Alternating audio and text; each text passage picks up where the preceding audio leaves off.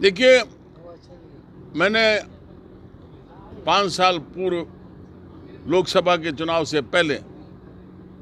कुछ मुद्दे उठाए थे, कुछ थोड़ा हमारा आपस में मतभेद था और हमने कहा कि ये टिकट दी गई तो हम पार्टी में नहीं रहेंगे। उन्होंने पार्टी ने तय कर लिया तो हमने अलग हो गया हम। उसके बाद में मैं स्वच्छंद था और अब जब बातचीत हमारी सारी हुई है उसमें हमारे सांसद महोदय उनसे भी मेरी चर्चा करवाई गई और पार्टी के वरिष्ठ केंद्रीय नेतृत्व से जो लोग आए हुए थे उन्होंने भी मुझे आश्वस्त किया कि इस प्रकार की कोई भी आइंदा ऐसी बात नहीं होगी। हम बीच में बैठ के कोई बात होगी तो उसका हम बीच में बैठ के निर्णायक भूमिका अदा करेंगे। और अब सबको लगा कि भाई सब जब ऊपर से दिल्ली से हमारे केंद्रीय नेतृत्व से ये निर्देश आए, जो भी संगठन पार्टी से जुड़ना चाहता है उन सबको जोड़ो, तो उसमें शायद बैठ के उन्होंने उचित समझा और मुझे इस प्रकार के लिए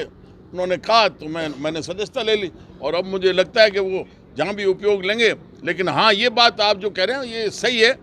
कि मैं जैसे ही परसों मैंने सदस्यता लिए और कल मैं बीकानेर के लिए रवाना हूँ तो मेरे वहाँ रींगा, सीकर, जयपुर जिले में, चूरू जिले में, बीकानेर में आज आया हूँ तो रास्ते में जोधपुर जिले में, ओसियां में, यहाँ बाड़मेर आया हूँ तो सब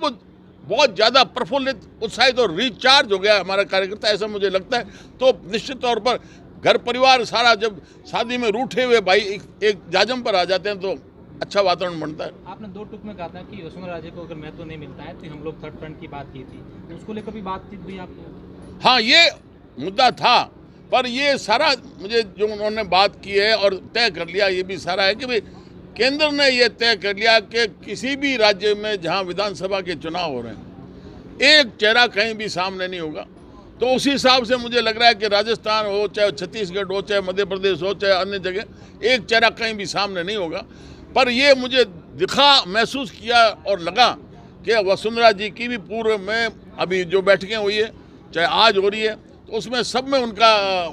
पूरा महत्व और योगदान लिया गया है, चर्चा भी हुई है। तो अब लगता है कि उनको आगे भी हर तरीके से निर्णायक भूमिका में सहयोग लेंगे, ये मुझे लगता है। आप लोगों की, तमाम लोगों की जो ज्वाइनिंग हो रही है, अलग अलग नेताओं की हो रही है, इससे कहीं ना कहीं लगता है कि भाजपा सरकार बनाने जा रही है? निश्चित तौर पर देखिए, भाजपा अपनी जगह सरकार बना रही है। तो आप देख रहे हैं कि अब एक फ्री बी का, रेवड़ी बांटने का समय जमाना ला दिया हमारे केजरीवाल जी ने। जनता का पैसा और लूट करवाई जा रही है, मुफ्त का माल बांटो, लूट हो रही है। और ये भी साथ में कर दिया कि साहब हमें कुर्सी बचानी है, सत्ता बचानी है, इसलिए हम ना तो कुछ विधायकों को कह सकते हैं ना मंत्री को कह सकते हैं, पर प्रशासन अधिकारी हैं तो वो भी, उन्होंने भी लूट की पूरी छूट पा ली। और हर जगह आप चले जाओ, मैं पूरे राजस्थान में काफ़ी जगह घूमा हूँ, हर जिले में ये शिकायत मिली कि साहब कोई भी हमारा काम छोटा मोटा, किसी कागज़ की नकल लेनी हो तो वो भी बिना पैसे के हमारे नकल नहीं मिलती। इतनी भारी भ्रष्टाचार और लूट हुआ है और उसका भी परिणाम है कांग्रेस का सफाया होगा। और मुझे लगता है कि कांग्रेस इस दफ़ा 10 से ज़्यादा आंकड़ा पार नहीं कर पाएगी और भाजपा की सरकार निश्चित तौर पर बनेगी। क्योंकि इसमें जो मैं आया हूँ, जिस प्रकार से निरंतर